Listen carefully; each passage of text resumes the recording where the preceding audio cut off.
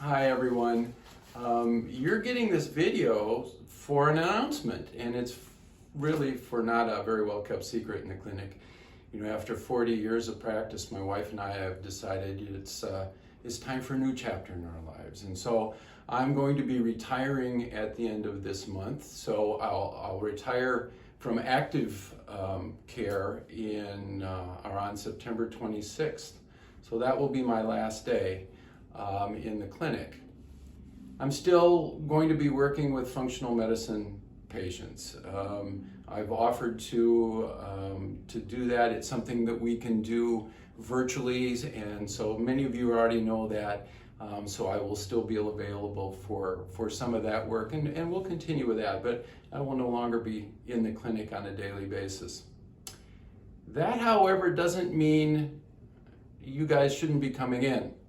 I want you to remember, health is a lifetime thing, and I want you to take care of yourselves that way.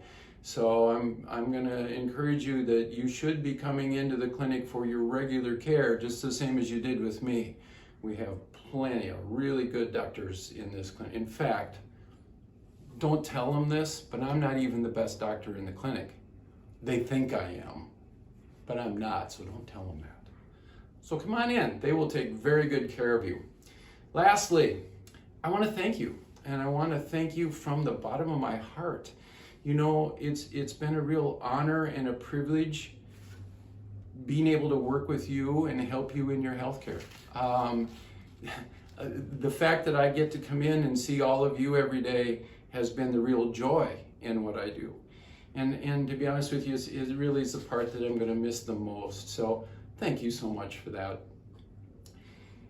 I am reminded of a Bible verse as I get to this point in my life, and you guys are going to be probably familiar with it. It goes like this: to everything there's a season and a time to every purpose under the heaven.